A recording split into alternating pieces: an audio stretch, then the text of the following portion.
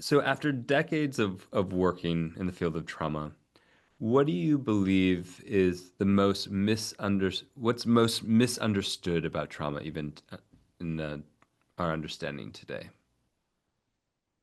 What spontaneously comes to my mind is that the notion that uh, what happened is the critical issue, Mm, and that the memory of what happened is the critical issue.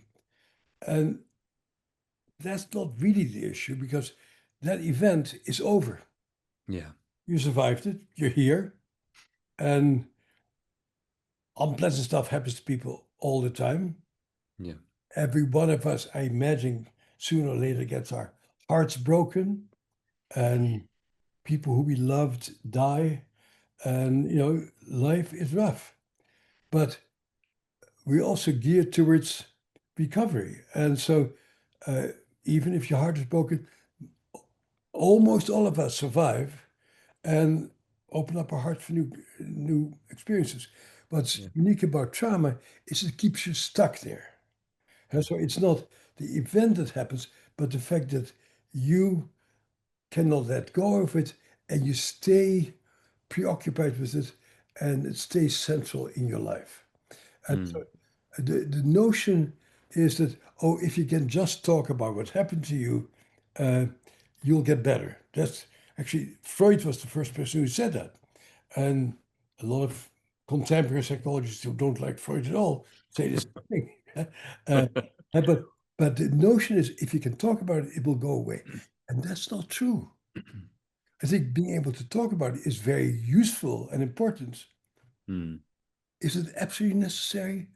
I'm not 100% sure mm, because your mind can reset itself somehow. Huh? And probably talking about it is not the only way it can reset itself. But the big thing is that your body keeps reacting as if it's happening now. And so the critical issue of overcoming trauma is for your mind and brain to learn to be here and not be there. yeah. So this is a very profound neuro and chronological identity changes that really are at the core, which are not easy to treat. No. Would you say, and I think some of our colleagues would say that in order, you can't, it's not about talking through it, it's about feeling through it. Would you agree to that, or would you use different like language? You see, I'm not even sure about that. I know Yeah. people who who 50 years later are still feeling the same stuff. Yeah, that's true. Up to an end. There's also a very big issue that we don't talk enough about, and that is Ruth Lanius's work Hmm. that shows that your default mode network is changed by trauma so that you actually may feel alive when you dwell on your trauma. It may give you a sense of meaning, a sense of purpose. Hmm. And when you are not preoccupied with your trauma, life doesn't mean anything to you anymore. And so this whole issue that I wrote about many years ago, when I was still working with Vietnam veterans, used the word addiction to trauma.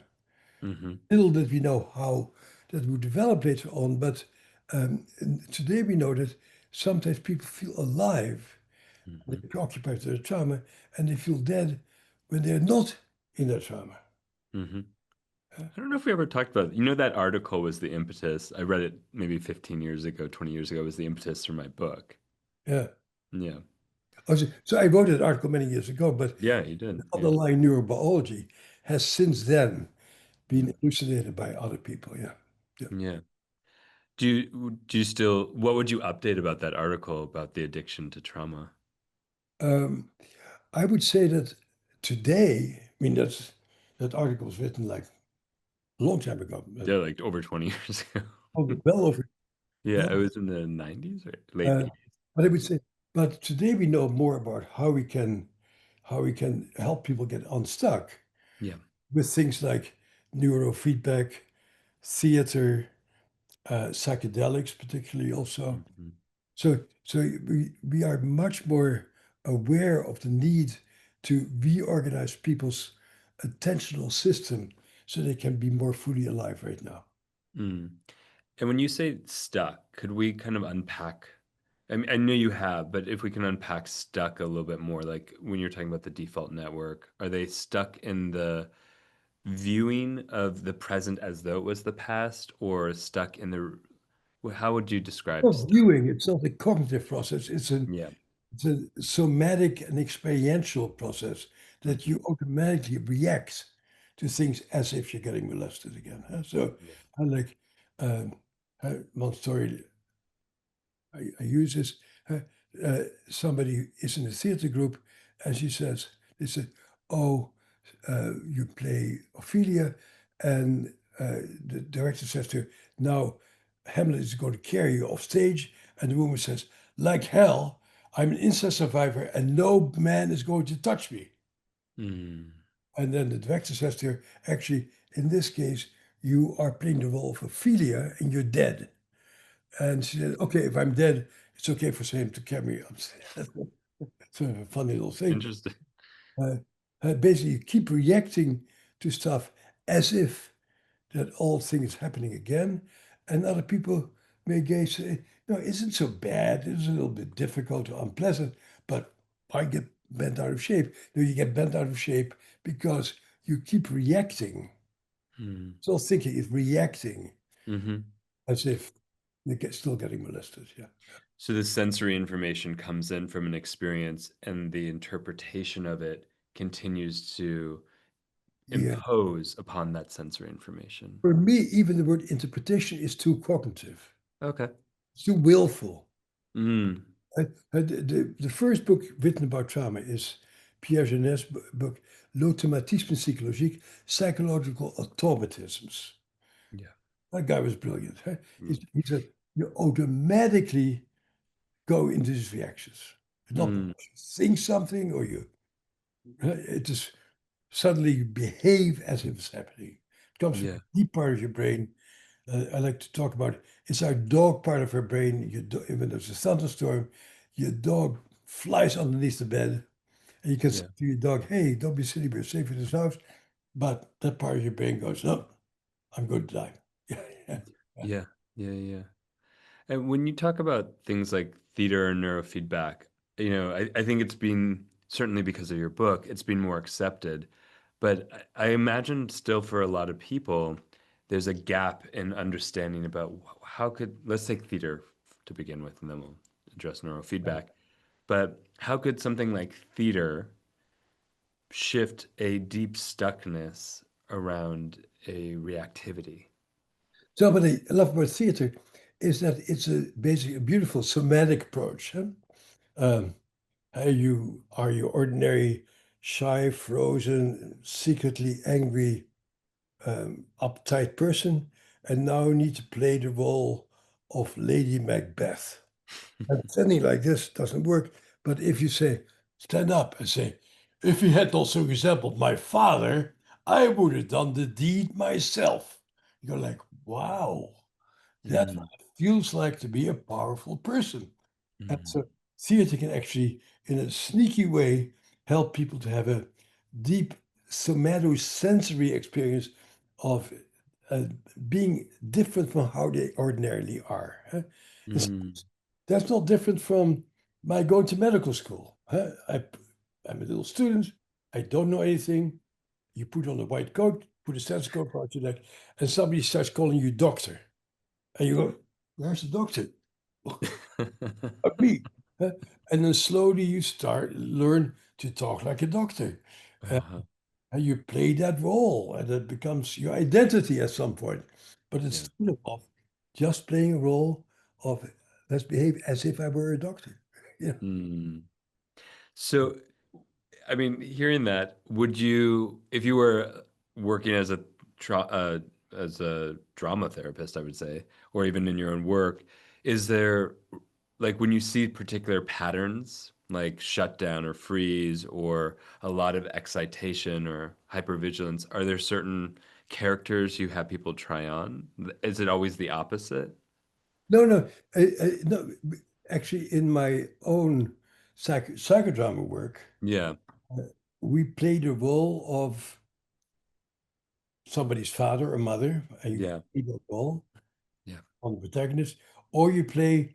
the ideal mother or father that they wish they had had. Yeah. It's not a preassigned role, it's a role of what that person needs. Yeah.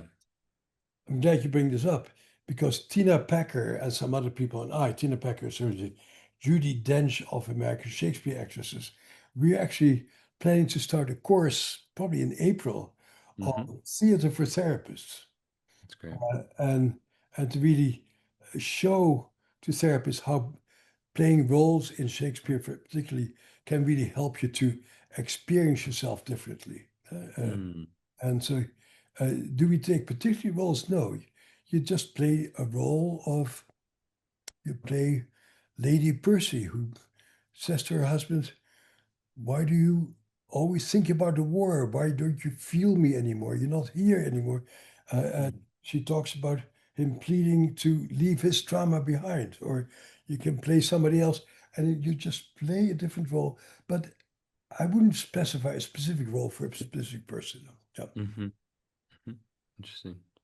Yeah. Um, you know, how does do you find that the research on play overlaps with the research on theater and healing trauma? Well, there is very little research on play, actually. Yeah. And our field really has gotten stuck in sort of the DSM approach to the world. Yep. And, I just read Tom Insel's book this weekend. He was the head of NIMH for many years. And he said, we studied basic mechanisms and we didn't help people one iota with billions of dollars of research. Yeah. And a very sympathetic book, actually. But then he talks about people need connection, people need engagement, people need to have be listened to. And that's not how our insurance companies work. And so we have a mental health system that is trying to fix you by talking of drugs. And then there's the world that you and I both live in of for somewhat privileged people who can have access to somatic experiencing and playing and making music and much more embodied experiences of being connected with people. But those are not sanctioned methods. Mm. Mm. And so very much a goal of TRF, Yeah. my our foundation, Tom Research Foundation, is to expand uh, evidence-based treatments. So you don't get stuck on talking and drugs, but we also see try out theater, go to your yoga class, uh, see what brain-computer interfaces may do for you. Let's see how else we can help you to feel more alive in the present.